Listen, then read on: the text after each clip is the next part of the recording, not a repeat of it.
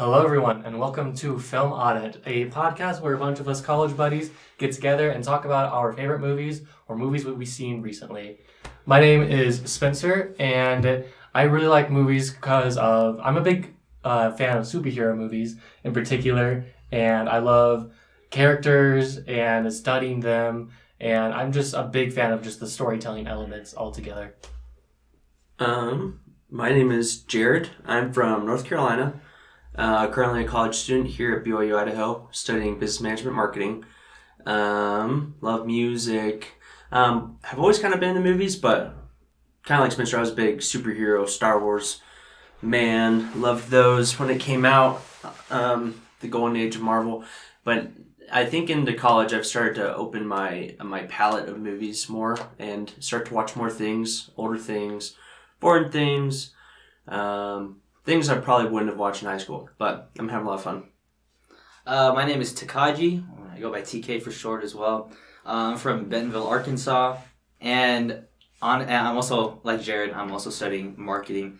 But the reason why I like film is growing up, I never really took too much care for it, but until high school, I started to appreciate a lot of the visual effects and just all the production that goes into making a film.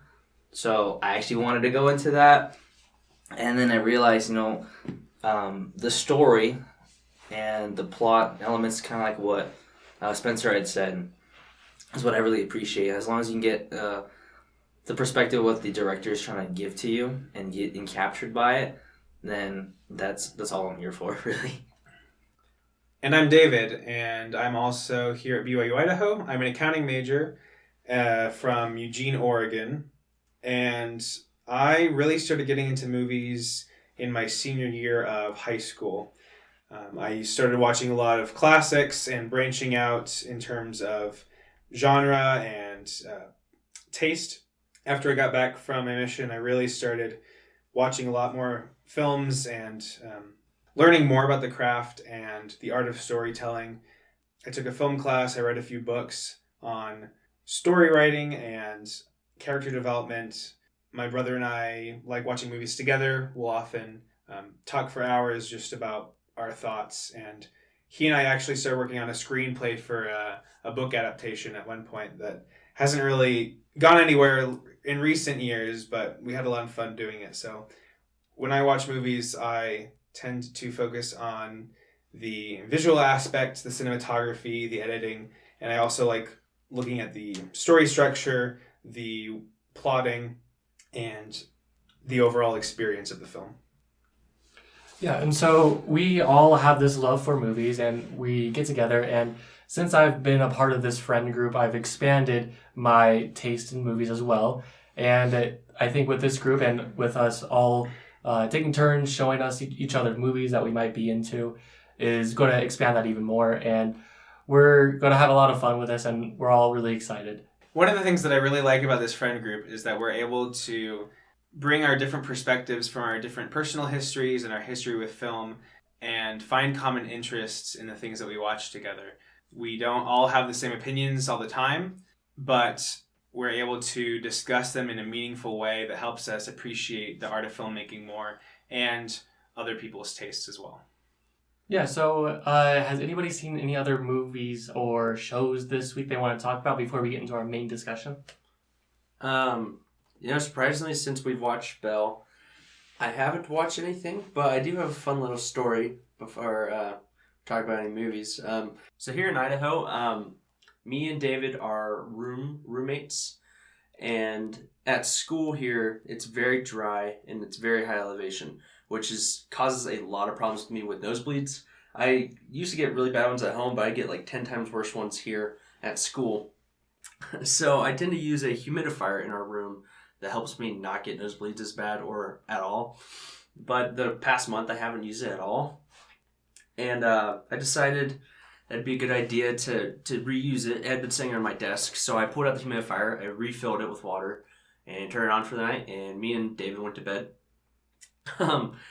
We woke up in the morning, but David was already awake, trying to throw up in the bathroom, and I wake up feeling like death, And he comes back from the bathroom saying like, oh man, I have like these symptoms. And I was like, dude, me too. What the heck? And he was like, that's weird. We have not eaten any of the same things. We haven't been around each other at all. And I was like, huh, yeah, that's weird. I lay back down while like the humidifier is blowing in my face and like a light bulb went off. And so I turned off the humidifier, Googled, can a dirty humidifier give you sick symptoms? And sure enough, if your humidifier has any bacteria in it, it will cause like flu-like symptoms. And so I did not clean this humidifier and had it blowing all night. Luckily, it was only like 7 hours of sleep that it was blowing, but I had it like blasting the steam. And we felt like we had so like it's called humidifier fever. It lasts for 24 hours or less, and the symptoms will last even less than that, but it will feel like the flu, even if you're healthy. And so me and David just felt like death for one day, and I didn't know I could cause a sickness by like artificially making it. But yeah, we got it cleaned by my girlfriend, shout out Chloe. She cleaned it.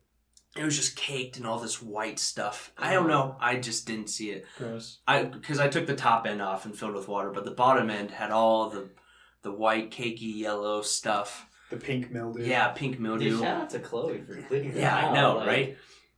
And so we were literally just contaminating our room with like the worst bacteria turned into vapor, just all on us, all of our blankets and everything. So we were airing out the room the whole day, and like I missed all my classes, but it was embarrassing to tell people why I was sick. It's like, oh, it's this thing called humidifier fever. But yeah, that wasn't very fun. That was probably like 2 or 3 days ago, on like Tuesday or Wednesday. Yeah, it was awful. It was Okay. awful. Okay, I was gonna say because like you guys seem perfectly fine. Yeah, it was a 1 day death. Like David couldn't even stand up out of bed. Like he kept falling over and like laying down again. At one point I got up to get some ibuprofen and drink the airborne that Jared had prepared for me. So first I stood up out of bed and I felt super woozy. I was like, oh gosh. And I stumbled into the closet to get the ibuprofen. I got it out, I put it on the table, and then I immediately jumped on my bed again, collapsed. And then a couple, 30 seconds later, I got up again. I kneel crawled over to the desk to drink the airborne. And I only managed to get a little bit down, and then I just collapsed again. It was just awful. Probably one of the dumbest things I've ever done. I had no clue that was a thing. That's hey, it's a fun story. Yeah. Hey, in college, I created a flu for a day. We joked that if we ever wanted to get back at someone, we could just hook up the humidifier in their room and slowly kill them over the night. Yeah, because people wouldn't figure out that that's how they're getting sick, you know? Play Ink Simulator. You can't see it. It just, you feel sick, you're like, oh, I'm sick. But it was just the fact that me and David were around each other and happened to have the same symptoms on the same day. Like, very specific ones. Like, our cough and the way it was happening. We knew there couldn't be a coincidence. Yeah. I gotcha. Cool. Thanks for sharing that. Yeah. Do you have any stories that you want to share?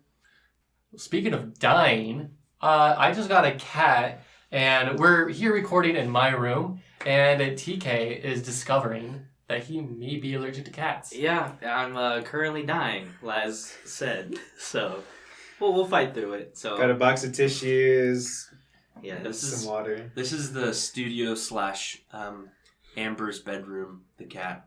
So yeah, this is kind of our studio. It is the cat's room, and so it's pretty bad for TK right now. Yep. I feel like I'm gonna sound like I've been smoking for 20 years, but don't worry, we'll push through it. It's okay. Yeah, we'll get allergy medicine for next time. Yeah. Right on. This would be a problem. It's a learning process, this whole podcast thing. Mm-hmm. So I guess I saw a couple new movies recently. A couple days ago, I watched Guillermo del Toro's new movie, Nightmare Alley. I don't know if you guys... Oh, dude, I want Heard to about watch that. Yeah, it's on HBO Max now. I didn't realize they were going to drop it on there so quickly. Guillermo del Toro, for context, he directed The Shape of Water, Pan's Labyrinth, Pacific Rim, the Hellboy movies, Blade 2. He's a Spanish director. I loved Pan's Labyrinth. Pan's Labyrinth has got to be one of my favorite movies. So Nightmare Alley is Del Toro's newest film that came out just this past year. and I enjoyed it. I didn't like it as much as some of his other things, but I liked it a little bit more than some of his other things. I felt like the story that it told didn't justify the runtime, but I enjoyed the atmosphere as always with all of Del Toro's work. The music was great. The costume and set design was immaculate. I love how the film looks. So I'd give it a mild recommend. If you know that you like Del Toro's work, I'd say that you'd probably enjoy this one too. Okay, cool. All right. I guess I can share something too. So, I had rewatched a Studio Ghibli film with a roommate.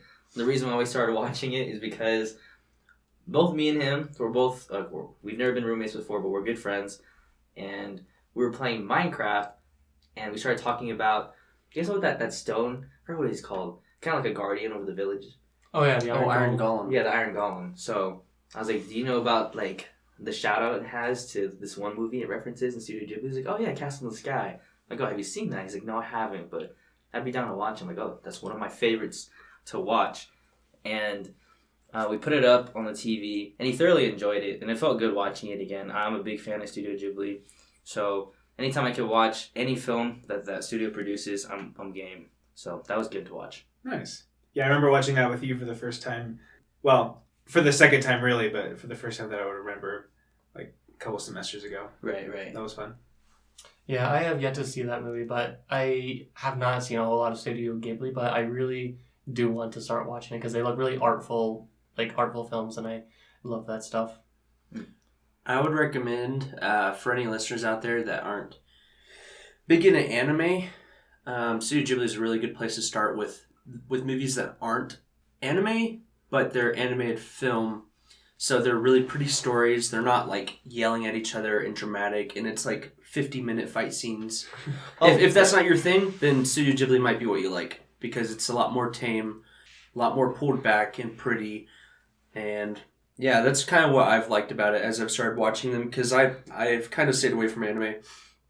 I might eventually start to like it, but at least with Studio Ghibli, I found a nice little pocket of movies that I thoroughly enjoy, both the animation and the story and the atmosphere it makes. It's really, really cute and pretty. Oh no, that makes perfect sense. Because like I know people who have never seen an anime in their entire lives, and people are recommending like these bizarre shows. I'm like, these are not shows that will get a person hooked on, because it's like throwing them into a deep end of something they don't understand, and when they don't like it, they're gonna have a bad taste for anime in their mouth every time they see It's it. like, oh, you'll really like this. It's like they literally just yelled for 30 minutes at each other Right. over a dramatic fight. Like, Right. It's not like a starter for someone to watch. So like the best way I could describe Studio Ghibli, like what Jared is emphasizing, is Studio Ghibli is Japan's Disney. You know, it's very subtle. It's pretty laid back, and it's actually really thoroughly enjoying, because in comparison to Disney, it's like your typical either like a romance, an adventure. It's like that, but like taken up a couple levels, because they do incorporate a lot of action scenes, but it's not over the top, you know. So I thoroughly enjoy them, and they're really fun to watch. So Cool. Anything else? Yeah, all right, so this week, the final episode of the Book of Boba Fett aired, and it is... the general consensus is that it's bad. Everybody typically agrees that it's pretty bad. It does the character dirty, and I know David has some pretty good gripes about it that I agree with a lot.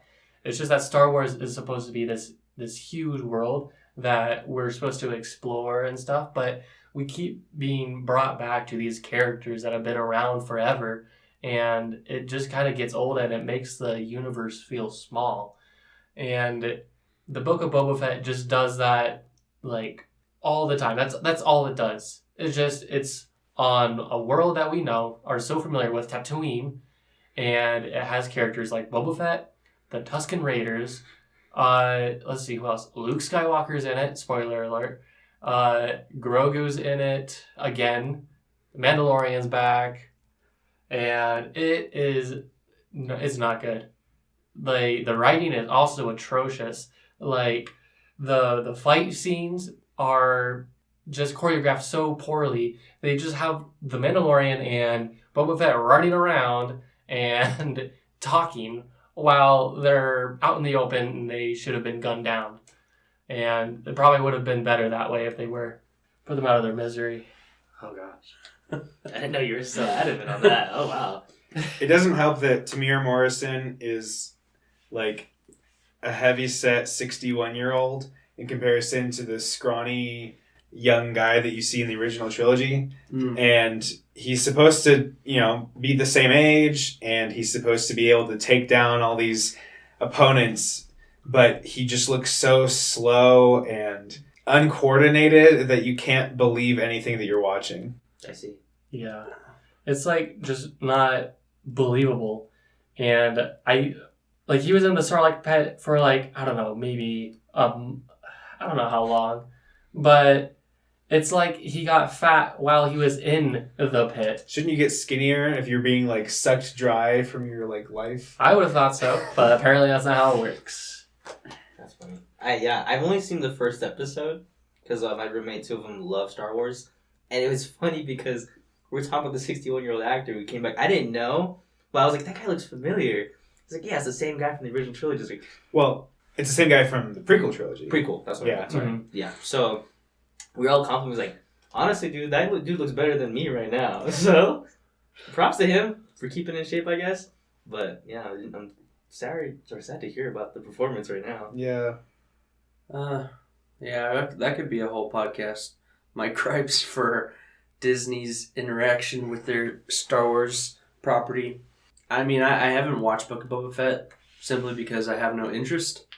But obviously I've kept up to date. I'm on TikTok. I see all the spoilers. And it just like Spencer said, we're reusing everything.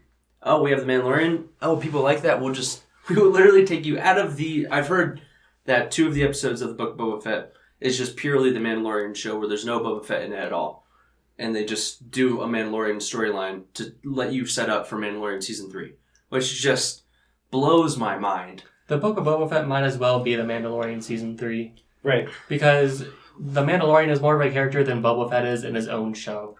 Which is interesting because Disney, or at least with Star Wars, they tend to reuse characters and explore the same thing over and over and over, like Tatooine, Ahsoka's back, Boba Fett's back. But if you're going to give us a Boba Fett show, do a Boba Fett show.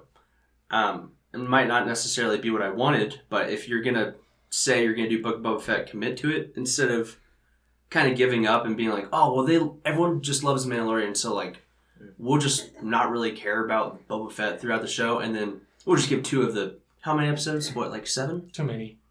It's like 6 or 7, I thought. Yeah, 6 or 7 episodes. 2 of the 6 or 7 is just Mandalorian, so it sets up for the next season so we can see Grogu again, we can see Mandalorian again. And it's just too much, in my opinion. Yeah, there's a reason why I checked out after season 1 of Mandalorian. I actually very much enjoyed the first season, but that was because it was, for the most part, a standalone story that didn't incorporate a lot of other things from other properties until the end when they bring back the Darksaber from the Clone Wars TV show. And anyway, when season 2 came out and I saw that they were bringing back all these other characters and plot lines, I just decided I didn't want to engage in that anymore. So I haven't seen Mandalorian Season 2, haven't seen Book of Boba Fett either. But like Jared, I've obviously seen all the spoilers and everyone's talking about it. So I'm kind of able to look through that and see what the show is like.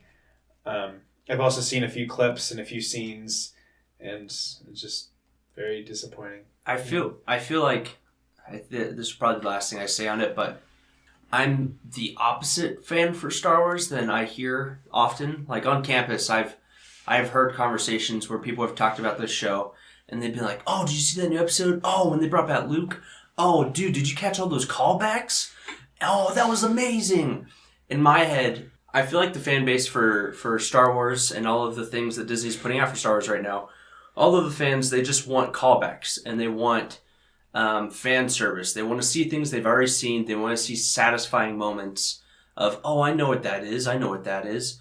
But in my head, it just disappoints me because Star Wars is such a cool property and a world and like the lore. They can do anything.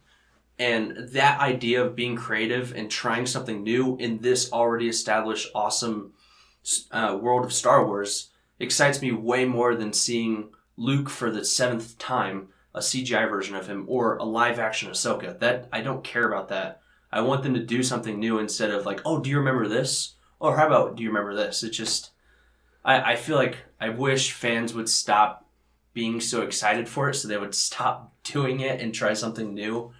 It's just like banging my head, or they're banging my head over and over with callbacks, and it's just, do something new. Be creative. I agree. Yeah, the Book of Boba Fett sucks. But with that being said, I am excited for the Obi-Wan TV series that's coming out on Disney Plus. So excited for that. Okay, I have a serious question. It's a stupid question, but is Ewan McGregor coming back for that? Yeah, he is. Oh, thank goodness. I love that man. Don't know Yeah, he's a good actor. He was a good Obi-Wan, but at the same time, I've got my same issues with it. Like, if they're going to do an Obi-Wan TV show, show us some new stuff. I know it's a character that we are very familiar with already, and I hope that's the only thing that kind of remains the same. Like, if they were to explore other places, have Obi-Wan go to new places and show us new characters, new groups of people, I think that would be a good opportunity for Disney to take, but my hopes are not that high. Okay. Do you guys have anything else before we move on to the next section of the podcast? I think that's it. Mm-hmm. All right, cool. All right, well, TK had the movie suggestion for this week, and we saw a love story called Belle. All right, yes. So I selected this film. I had gotten some suggestions off Letterboxd and from animated films, and I'm a nerd when it comes to that kind of stuff.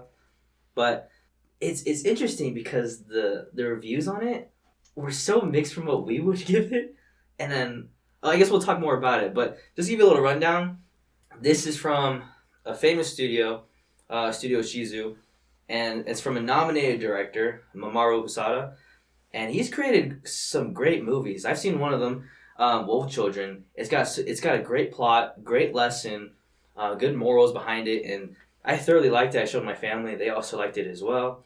I think they cried because it's really heartfelt. It's inspirational, very family friendly. But to give you a little rundown on Belle, it's Mamoru's reimagined take on Beauty and the Beast. And apparently I looked more into this on Wikipedia, and it says that this tale of Beauty and the Beast goes way back into ancient days, called The Dragon and the Freckled Princess. And that actually ties in very well with the film, as we see the Beast as a dragon. And Belle, the first thing she says is, I have freckles. And it's interesting, I didn't know that. So it's about a girl named Suzu who sees herself as an outcast, discovering community and love on a virtual reality platform called You. Through lush graphics, Soda's fairy tale charts the highs and lows of online stardom and how we act out our innermost selves in the safety of an online world rather than at the behest of a crueler, realer universe. It's a meticulously crafted, albeit not originally, critique of internet culture bursting with color and melodramatic teen angst. So, I'm not gonna lie, I was gonna walk to this film, watch it with high hopes. I sunk in my seat with disappointment, and I'm pretty sure the others can say the same. What I learned in my film class last semester is, you want to appreciate the film and not want to disturb others. Yeah, I could not contain myself within the first 20 minutes of the film. But I think there's a reason why, and let me give my point. There's a lot of sections in the film where the characters will repeat the same sentence over and over again. And my gosh, I was laughing so hard, and I think the reason why they do that is because when it comes to English dubbing, they have to match the voice and the movements of the mouth from the original Japanese animation. That I think they were just stretching it, or they were really shortening it from what it's supposed to be saying. But I could be completely wrong. I tried to find the Japanese original dub on the internet, could not find it, so I can't really give a spiel on it. Yeah, for context, this was a movie that we all ended up watching together. Usually we watch these movies separately, or two or three of us will watch it together. Because Belle is in theaters, we wanted to make an event out of it. So the four of us went. Jared and I brought our girlfriends. We had a few other friends come with us. And the version that's playing in our local theater is the English dub. So, like TK was saying, we don't know how many of our critiques of the dialogue extends to the Japanese cut because we honestly haven't seen it. But I think that we are all in agreement that most of our problems with the film are separate from the horrible, and I want to emphasize, the English dub is very bad. But most of our critique of the film is divorced from that. So just wanted to get that out there going forward that yes, we watched the English dub, but we still think that Belle is not a great movie. Oh, facts. Yeah, we're aware that to watch Japanese movies or animes is best to watch it in sub with the original voice acting, but we didn't have that option, and I don't really think it affected. I don't think if I watched this in the sub, I would be like, oh, this movie's way better. I think there's a lot more wrong with it than us seeing in English. But Oh, yeah. Yeah, I think the terribleness of this movie was universal. The thing that's interesting that TK was bringing up is the director's take on the Beauty and Beast story. When you watch this movie, at least from my perspective, it feels like 5 different movies with very small, different ones. So, like, the Beauty and Beast storyline was not developed. It was just kind of thrown in there, and you had to believe it as like, oh, he's a Beast character. Because half of this movie is taking place in the digital world of this immersive, like, online, I'd kind of describe it like a VR chat in a way. You, like, plug in headphones, you make a character and talk to people. And so you get some really funny moments.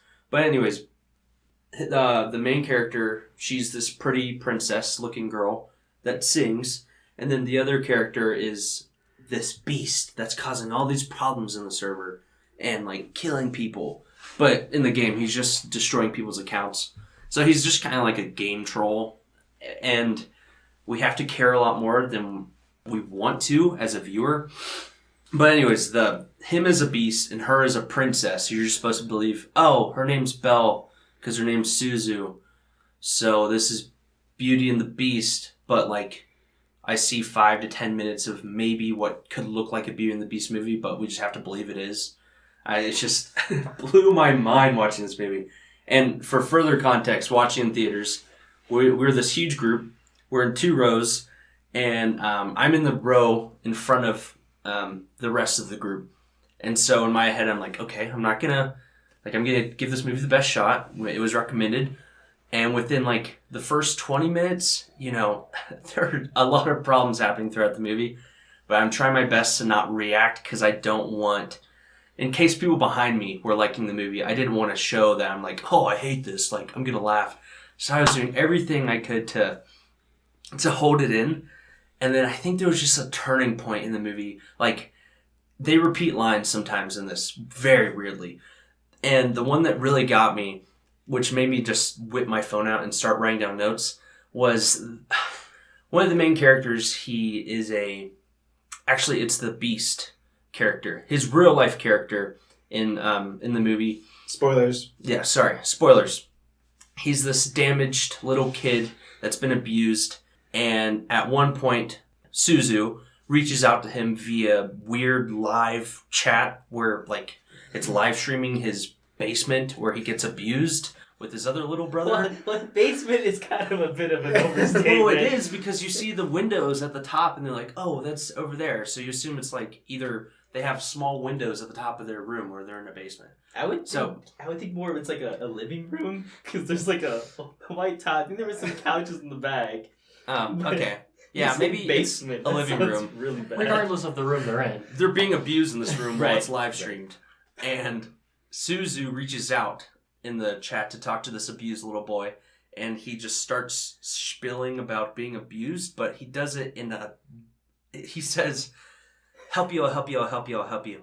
You know, blah, blah, blah, blah, blah, blah, abuse. Help you. People are always telling me, I'll help you, I'll help you, I'll help you, but they never do. It never gets better. I'll help you, I'll help you, I'll help you, but nothing ever changes. I'll help you, I'll help you, I'll help you. Yeah, and I was like, what? So I whipped my phone out, and I was just dead at this point. And then I realized I wasn't the only one, and everyone was like this. So it was just, from there, became a fun experience of like, this movie's ridiculous. And so that's just one of the main reasons I did not enjoy this film. Yeah, I also checked out pretty early. about 10 to 15 minutes in, I was already realizing that I could not get on board for the story that they were trying to tell. And also, I kind of want to just do a quick like synopsis of the plot to give some context for what we're talking about. Yeah. Sure. So the main character, Suzu, creates an online personality in this VR world called Belle. And as soon as she creates this character, she goes into the VR world.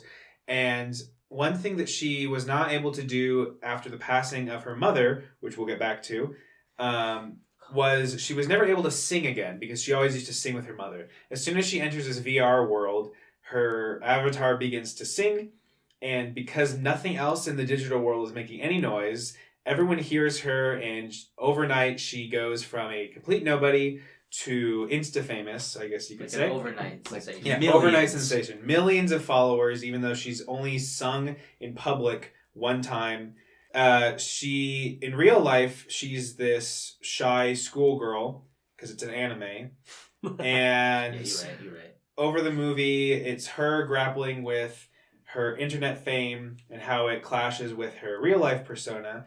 At one part, she is hosting a concert in the virtual world, and before she's able to finish the concert, the Beast shows up, this dragon avatar, bursts into the concert hall, and these Power Ranger guys show up to stop him. And the leader of this group of policemen, who aren't actually officially like sanctioned by you, they're just, I guess, vigilantes. Yeah, they're trying to vigilantes. trying to make you a better place. The leader is this guy named Justin, and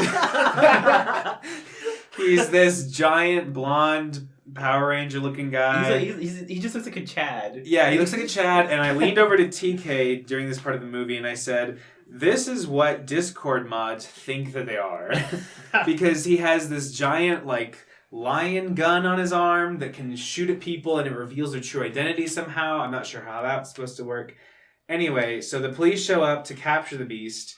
The Beast has just ruined Belle's concert, but for some reason, Belle is convinced instantaneously that the Beast is this misunderstood soul that she needs to learn the true identity of and help him, which comes out of absolutely nowhere in comparison to the original Beauty and the Beast story.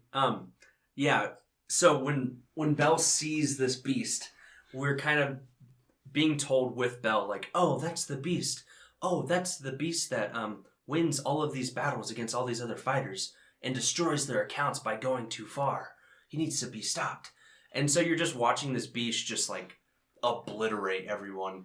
And from our perspective, we're like, oh, he's just like a game troll that's just destroying accounts and is just super edgy and wants to not listen to anyone and just fight. Because it's just how people, like, you play a game and everyone wants to do that. They'll troll because no one knows who you are. And Belle's watching, and then we're kind of led to believe that Belle's like, oh, wait, maybe there's something more to this. There's something behind this. I am now interested in him. And that's the turning point. And for us, it's like, no, he's just this troll that's killing people pretty much. Her motivation to seek him out and discover his identity and help him is grounded in nothing because as far as she knows, he is just a troll that's abusing people. So, like, when I was looking more into this, I still agree with you guys wholeheartedly. They were saying in, I think the sources online of giving the synopsis is when she's looking more into the Beast with her friend, there's like mixed opinions on who the Beast is. And out of nowhere, these kids are yelling like the Beast is our hero. And that's what sparked the interest more. I have no idea why that would. But even then, like, that's kind of a stupid decision to go after a guy who just messed up everything. Right. So she decides that she wants to discover who he is. So she knows that he supposedly lives in this castle. She goes and finds it. She talks to the Beast. They don't really have any positive interactions. Again, contrasting this to the original Beauty and the Beast, where the progression from captive to friend is gradual and explained through the actions of the characters. In this, she goes to his castle, he gets mad at her, tells her to leave. She leaves, gets followed by the Chad police, The beast shows up and saves her and then leaves again. Also, during all of this time, there's stuff going on in the real world that doesn't matter at all. Yeah. Meanwhile, we are explaining this better than it laid out in the movie because, yeah, as this is all digital stuff, but we keep switching back to the real world where we're getting all these other side stories with another crush on a guy, her high school life, randomly this one girl that she wants to be more like because she plays saxophone and dances and is popular, and it's just like we're dumbing this down to be a lot more understandable because we're being thrown all the weirdest real life stuff happening also with this unbelievable Beauty and the Beast story in the digital world. Yeah, there's like a lot of subplots going on, and most of them are like love like subplots, and some of them don't even involve the main character. They're just characters that don't even need to exist, and it's just all over the place, and it's just like hard to follow. Yeah, so what happens next is after she meets the beast, in real life, Suzu is talking to these 5 adult members of the choir that she and her mother used to participate in. And these choir members are the most pointless characters because they're just kind of there to tell Suzu things and then drive them to the train later in the movie. But Suzu has just encountered the beast in you, and she's talking to these 5 friends, and one of the friends says, "I can tell that you're in love." And Suzu's like, "What? What are you talking about?" And the choir member says, "Yeah, and I used to be..." How was it worded? It was like, "You're in love with a bad boy" or something. Yeah. I can tell in your eyes. And I used to do the same thing. And it turned out that he was in 8th grade. And we were like, what the frick? Yeah. And so it's like, first of all, why would Suzu be in love with the beast? None of their interactions Make any sense. Yeah, or would show that she would be in love with him or even intrigued. He's just like this not troll. Yeah, he's just a troll. Anyway, like she has no reason to be interested other than that she just wants drama, which I guess would make sense for a high school girl. Yeah, right. You're not wrong. and so the choir member says that what she did to win over the bad boy was to write a song. And so all of us in the audience roll our eyes because we know that Suzu is a wonderful singer when she's in You as Belle. And so Suzu writes a song for the beast, goes back to his castle in You, and sings him this song about how he's all she thinks about, which is very off-putting. Girls, please don't write love songs to strangers and trolls that you meet on the internet. Ever. Yeah. Ever. So they kind of fall in love, I guess, in the digital world. It wasn't like a love in a romance kind of way, but more of like a family love. Does that make sense? Right, but all I think about is You. I don't say that to my dad. I can't not think about it in a romantic way. Right. No, you're right. Yeah. I'm just saying when I read in my synopsis. Sure. Oh, line. yeah. Because after this all happens, the beast says that he can't trust Belle still because she's hiding her identity. Right. And I don't actually remember how it goes down, but Suzu decides that she really wants to discover who the beast is. And so she and her tech-savvy friend are, like Jared said, going through all of these like live streams that are happening of people who are in You, which sounds like a giant violation of privacy. And it turns out that someone in one of the live streams is singing the love song that Belle wrote for the beast. And it's this little boy who's this younger brother of this other boy, and both of these boys were on the news at one point talking about the beast. None of this makes any sense, by the way.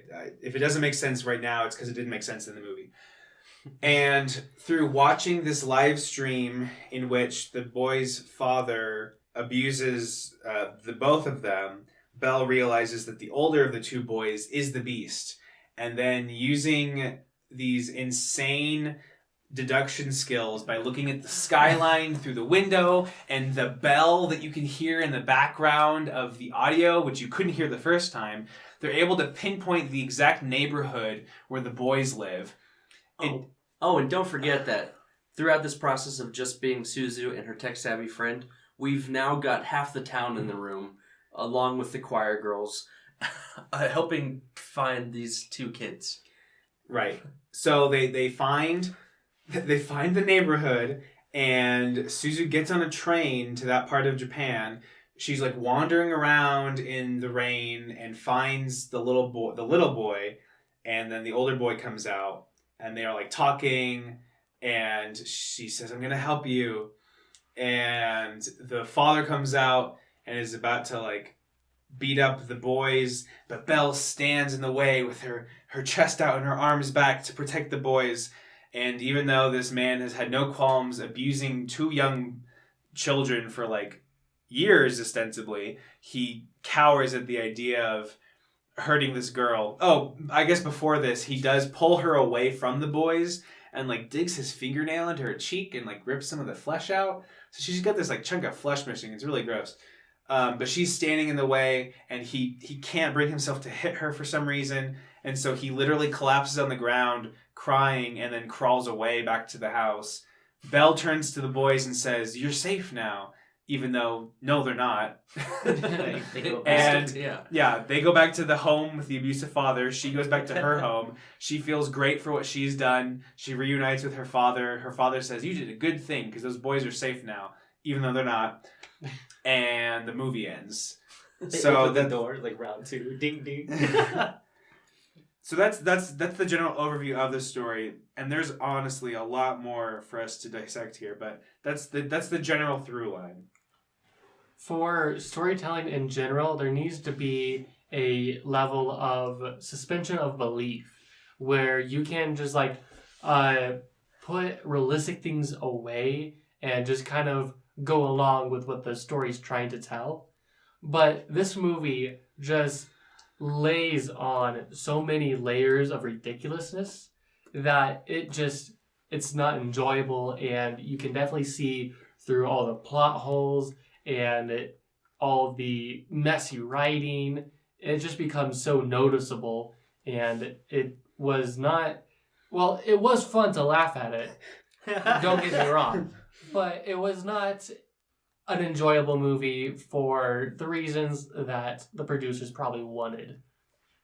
Other than the story not making any sense, throughout it, as you watch, it will blow your mind. The things that it puts in front of your face, like at one point we were in the real world, and among many of the weird subplots that we have with Suzu being this edgy, dramatic 17-year-old girl, one of them being that she's afraid of this information being leaked to other girls in the high school. Some kind of like, I don't even know, some rumor. She didn't want some rumor to get to other girls. So she starts freaking out. The tech-savvy girl's trying to help. And then we switch from a movie to a mobile game ad. So have you guys, have any, if you guys have ever had like a game on your phone that you download and then you quickly realize it's filled with a bunch of ads. And so like you play like, let's say you play like 2 minutes of the game. An ad pops up where it's like, build your castle. And like, it's really crappy animation. And then you have to wait for the timer on the X to fill up so you can exit out of it. That's literally what happened for like 2 minutes of the movie, where it's like, conquest. And you see like all these girls and different, it kind of looks... kind of like Catan, where there's like different squares, and each square has a girl on it, and then there's tanks, and they're taking over the other one, and they're all freaking out, and they're yelling, and it's animated exactly like a mobile ad for a game. Right. Because I think the context was that the rumor was that Suzu had asked out her main love interest, who's this other like popular guy, and all the people in the school were talking about it. And so in the what's supposed to be happening in the real world is Suzu and her friends and everyone are going to like kind of quell these rumors by going to different girls and talking to them and letting them know that that's not happening. Yeah. First of all, I don't know why that's a big deal anyway. The movie never really explains that. So what it's trying to represent visually is Suzu going to a group of girls and like changing their minds. But what you're looking at is this little like coin that has Suzu's face on it go up to one of the tiles, like Jared described, that has these other coins with other girls' faces on them, and they're angry, and like these like missiles shoot out of them, and then it makes the other girls flip the coins over to like not angry faces because I guess they're changing their minds. She's conquested. Right, and I have no idea why this was the way that they decided that they needed to visually represent talking to girls. Yeah. It honestly was baffling, and I could not believe what I was watching. Yeah, all the while it's like yelling and there's music playing and loud sound effects of explosions. I'm like, what is going on? And so that's just like one of so many things that made me like, why did they include that? I'm not gonna lie, I kind of liked that. Okay, and it's okay. I have my own personal opinion. Not to the point where I was like, I think it fits perfectly. I was genuinely laughing. I was like, the fact that they did that. And it was easy for me to understand. And yeah, that was pretty much my thoughts on that. When you guys trashed it, I was like, that's understandable. But like, I understood what was going on. Right, I think for me, it was just like, I had already totally checked out. And so anything that, like Spencer said, that destroyed my suspension of disbelief even more, it was just, I couldn't handle any more just crazy decisions like that. Were you more in the sense of like, it couldn't get any worse than that, and then that happened? Yes, so like, yes. Oh my gosh. Exactly. No, I understand that completely. You're good.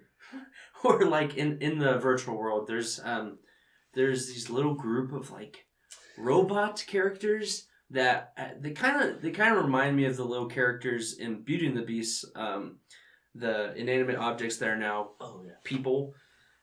Helping out Belle throughout it. So they kind of like guide Belle to find the beast throughout the movie, but they're just really annoying and like they're supposed to be cute. And then at a certain point in the movie, they end up dying after the Discord police raid Beast Castle. And so they're like laying out on the ground. They're like, "Oh, help us, Suzu!" And they die. And I just laughed. I was like, I hated them. Thank you. They're just these little like kawaii robots. Yeah, kawaii robots that just don't serve any purpose but to be there. And so then when they're laying on the ground, like, dead, I was like, good, I don't like you. And that was funny. Like, the context, like, what they're supposed to be are NPCs. So, like, they're not even, like, real people or anything. And, like, yeah, Belle feels sad about, like, their passing. And like, Justin, the guy that kills them, the Chad. The Chad. Yeah, he's like, what, they're just NPCs? I'm like, yeah, he's right. It doesn't matter. I gotcha. Speaking of things that we don't really care much about, can we talk about Belle's mother? Oh gosh, I wrote that down. Yeah, like honestly, the reason why Suzu doesn't like to sing or has that fear is because she has PTSD, and that was developed because of her mother's death. That's why in the beginning we see her try to sing over the bridge, and I genuinely was laughing so hard in my mind because I didn't want to disturb your guys' thoughts and processing the film. I could not take that seriously. And then she just throws up over the bridge. I'm like, oh no, in her hair. In her hair. Yes. It was disgusting, right? But then we see a flashback of her mother. And at first, the flashback is really good. It's like this quiet montage with just like this subtle like music. I don't even know if there was music, but it was just really quiet. Right. And you just see her spending time with her mom and just these flashes of memory. I'm like, oh, this is kind of nice. Right. And I was expecting something like Up, in the beginning. Like, okay, this should give me a good foreshadow of like why she's like this. And then out of nowhere, like it starts raining, thunder. You hear a little girl crying. I'm like, okay, I know that's not Susan crying, but I think I understand what's going on. And I don't know. You just hear people just quiet. Like you just see them just baffled. And they're just looking at this girl stuck in the middle of this river. And mind you, like, this river is going super fast, so she can't swim across, otherwise she'll just die. She's kind of on this island in the middle of the river. This is the flashback? Right. Yes, this is the end of the flashback that shows how the mother died. Right. And then Suzu is talking to her mother, like, pulling on her leg, saying, "Don't go, Mom. Like, you'll die." And she's like, "If I don't go, the little girl will die." And it just leaves. Yeah, so the mom puts on this life vest. And, like, you don't even get to see anything because, like, it cuts, it flashes forward and stuff. So you see the mom, like, going to go save the girl. And then you see the girl being pulled up to shore in a life jacket by these, like, two guys. But it's like, wait, so, like, what did the mom do? Like, she got to the island, gave the life jacket to the girl, and then made her swim across. And then I guess she just, like, killed herself? Or did she try swimming across with the girl? But if the girl's wearing a life jacket, why can't you just hold on to the girl? There's absolutely no reason why that set of circumstances had to lead to the mother's death. Right. I understand that this is kind of nitpicking because, like, the way that the mother dies isn't important to the story. It's not like a river comes back later or anything like that. But if you want us to get emotionally invested in Suzu and her mother and, like, that story, which is kind of the emotional core of the story, because it's about how, you know, the VR world allows Suzu to sing, even though in real life she can't because of this incident. Anyway, if you want us to get invested in that, you have to present us with like a realistic way that the mother could have died. It's like, you know, to take it to the extreme, if it showed this nice flashback about them spending time together, and then an alien ship shows up and abducts the mother and like tortures her to death, you'd be like, wait, this is crazy. This isn't real. I don't care anymore. And that's exactly what happened, just, you know, not quite as extreme. Yeah. Yeah, it's ridiculous. But from there we understand why she has PTSD Right. with singing. So yeah, and I guess it's kind of weird that they have that subplot anyway, because the death of the mother creates a rift between Suzu and her father. And for a time, I actually wondered if maybe the Beast was the father, and being the Beast was his way of processing grief. Obviously, it ends up not being that way. But it just seems like an odd subplot where like she's lost her mother and doesn't have a good relationship with her father. And it's mostly just like bookends. It happens at the beginning and the end of the movie that they kind of acknowledge that. And I think that's also indicative of like a larger issue that the movie has in general that we've touched on already. But there are way too many characters. In addition to those 5 choir ladies, the whole thing with Shinjiro and Ruka. So Shinjiro, I think that's like the surfer, like the canoe, the kayak kid, and then Ruka is, I think, the popular girl. So like, it's odd because in the real life, Suzu has a crush on this one guy. I don't remember his name, and then Ruka has a crush on Shinjiro, and it's at first it feels like it's gonna be like this like love triangle between Suzu, Ruka, and the popular boy, but it isn't. And in the end, like, Ruka asks out Shinjiro, and like there's this part in like this train station that goes on for like 10 minutes where like they're trying to confess their feelings for each other, and it just feels so tacked on and has nothing to do with like Suzu and her emotional journey or anything. I don't know what you guys thought about that part. no, Or is it covering her covering her face and stuff? See, I thought that was okay. I thought it was funny for like the first 10 seconds, Mm-hmm. and it just like what Jared was saying earlier, how it was very repetitive. They just kept doing it over and over again. I was like, okay, please go to the next scene, because it's too much for me now. Yeah. I thought it was like funny up to a certain point, like TK said, but I feel like if they were to like just cut out some bits and pieces, it would have been fine, because I was laughing at it like kind of genuinely, actually. Yeah, me too. Yeah. It was like the only time I think that I laughed at the movie where it wanted me to laugh. Yeah, exactly. But yeah, that whole scene where it just keeps on going and going, it overstayed its welcome. I agree with you. Yeah, the movie wanted us to laugh and maybe like chuckled a little at the beginning of it, and then it just kept going on. And it was like 5 minutes of all of our characters being embarrassed and walking in and out of the screen, like tugging on their collar, and the audience is laughing. And I was just sitting there like, why are we still going? This is not funny. We're still just standing here with our hands covering our face. We have a character going in and out and be like, ah, I'm embarrassed, ah, ha ha ha. It was not funny to me. I think like the last thing that I wrote down in my notes was, and this is a kind of broader point, I don't like the way that the internet is Portrayed. Yeah, like the way that it's depicted, like visually. Because there's the part with, you know, the mobile game ad that kind of shows up, but then there are a lot of parts where you just get these like floods of comments just like show up on the screen, and it's supposed to symbolize like people talking about things or people gossiping, and it's all done in like voiceover and like with images, and it gets just so like annoying because it's just happening all the time. And then there seems to be no grasp of how the internet and internet celebrity actually work. We mentioned earlier that like somehow Belle is able to tap into the microphones and the cameras of anyone using you, which doesn't make any sense at all. And then the fact that Belle is able to just show up in you and it's completely dead silent in the VR world somehow. Everyone's just swimming around, which is another point. It doesn't make any sense what people do in you, because the only things that we see them do live in a castle, depressed, kind of swim around in like circles and like traffic patterns, like it's Coruscant, and go to concerts by Belle. Nothing. There doesn't seem to be any other thing that you can do except for do that and like make comments.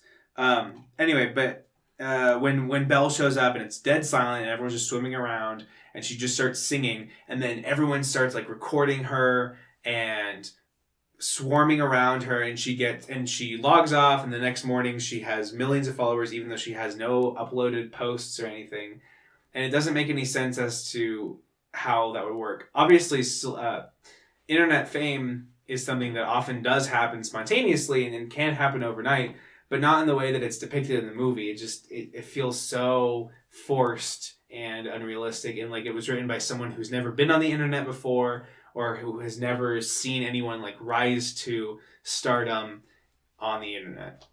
I'm convinced that people that made this movie have never experienced like being normal people and like living a life. I don't know. Internet included, just interacting or grief or abuse. They don't understand how any of that works. Abuse doesn't stop by standing and staring at a dad and he crawls back into the house. The two kids go back in the house and they're going to get abused again. Like, yeah. I don't know. They didn't call the cops. They didn't record the abuse taking place over the live stream, even though they could have. This movie, I would recommend watching it if you want your mind blown for all the wrong reasons. And I don't know. It just did not sit well with me. But it was fun. I laughed a lot. Oh, yeah. It was great going as a big group. Fortunately, we were with a group of people who all agreed that it was bad. If we had gone with someone who liked it, it would have been a lot harder to just bash it afterwards. Right. But because everyone in our group of like 1, 2... It's like 10 of us. Yeah, there were 10. All 10 of us just thought it was awful, and so we had a lot of fun, like laughing together, and we talked about it for a long time after we left the theater. But what's so interesting about this is when you look this movie up on Rotten Tomatoes or Letterboxd, like for example, Rotten Tomatoes, it has a 95% score, and then general audience also scored it at a 95%. See, it was just generally misleading. Yeah, on the surface, and it's been nominated for a lot of awards. It came out last July, but in Japan, and has slowly cycled into the U.S. with this English dub now. But it has all these nominations. It has, I was reading it, for an animated Japanese film, it has more than something like Spirited Away, which is a Studio Ghibli film that is known as one of the best animated films, at least from an audience's perspective. Yeah, I think that year it was nominated like the best animated. What was it? Oscars? Well, either way, it topped. I think it beat Shrek, and Shrek is beloved. Like, yeah, and so to hear all these things, be like, oh, it's gonna be amazing, and we were really excited for it. Then we watch it, and then also even while watching the movie, it seemed like we were the only audience in there of everyone else sitting in the theater that didn't like it. There was a lot of people to our right that I was watching their reactions, and they thoroughly enjoyed many parts of it. Or while we were sitting in the theater while credits were rolling, and we're just kind of turning and realizing, oh, everyone didn't like this. And we just were joking about it sitting there as people were leaving. Maybe a few people got up and left. There was like, the majority of the theater was sitting watching the credits like intently, waiting. It seemed like they were waiting for something. And I was just really confused. I'm like, it's not Marvel. Right. Like, why are we... Are they looking for like a Belle 2 teaser like at the end? I usually stay for credits just out of respect for the people who worked on the film. But that's also usually like if the film is good. Yeah. And so I guess all these people staying for the credits, either they expected a post-credits tease for Belle 2, Electric Boogaloo, or like they liked it so much that they wanted to show respect to the filmmakers. Which, I mean, if you are one of those people that did like the movie Belle, that's totally fine. I mean, everybody is entitled to their wrong opinion. So, okay, I guess just to wrap things up here, though. Before we do wrap things up, I do want to see if we can list every single subplot in the movie. Okay. Let's just do it one at a time. So, go around in a circle, name one until we think we've got them all. So, Tika, you start. Okay. Suzu overcoming her PTSD. Okay. Beauty and the Beast. The Justin team, the Chads. The Chads. The love triangle / double date relationship between Suzu, Shinjiro, Ruka, and the popular kid? Child abuse. Gosh. There's gotta be something else. Oh, virtual reality fame. Okay. The singing ladies in the choir. Is it a subplot? I feel like it. I mean, like they kind of had their own thing going. Yeah, that's kind of true. Suzu reconciling with her father.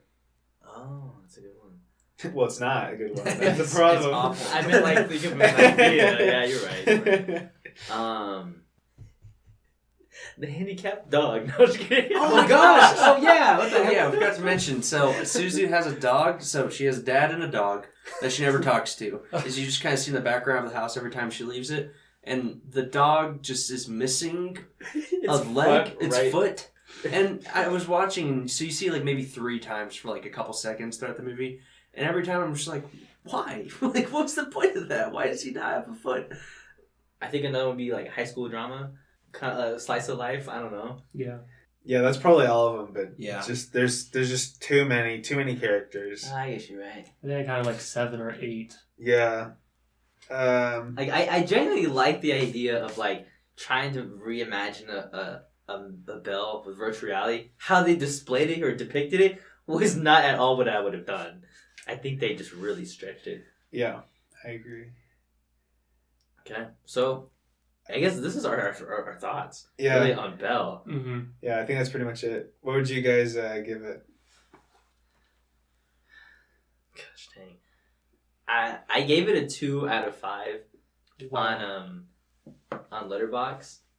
And the reason why is because I appreciate the animation styles, the idea of switching back and forth with modern and traditional.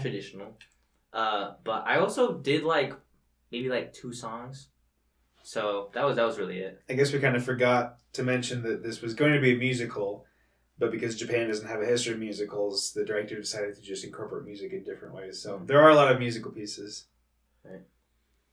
My rating, I gave it a 3 out of 10. I thought it was trash. I laughed though, so that's why it's not a 1. So 3. I wrote on Letterboxd, my review just says, I'll help you, I'll help you, I'll help you. Yep, I saw that. And then 3 out of 10. I would say probably a 2 out of 10. The only redeeming qualities are the animation and some of the songs. Not even all of them, just some of them. So that's why it gets a 2 out of 10 for me. Yeah, I'm kind of like you two, Jared and Spencer. I'd give this a 3 out of 10. It's closer to a 2 than a 4. I very much enjoyed the watching experience. I thought it was lots of fun to laugh at and gawk at in disbelief. But yeah, in terms of quality, I guess the animation is mostly good. I was telling Jared earlier that I don't feel I can give it too much props for its animation because any modern animated movie is going to look good to a certain extent. So, and I thought that some of the music was okay, but some of it was also repetitive and boring and uninspired. So, yeah, I'd say right now 3 out of 10. All right, so that's it for Belle.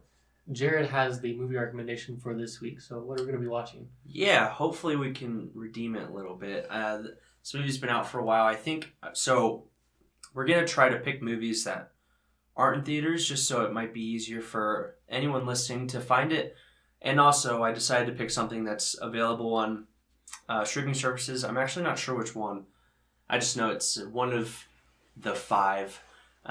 So also looking at this next podcast we'll be recording still in February. It'll be the last weekend. And so I thought we should watch 12 Years a Slave. Black History Month, I thought it would be a good idea to watch this movie. I've heard really good things about it. And I think none of us have watched it. It's available to us.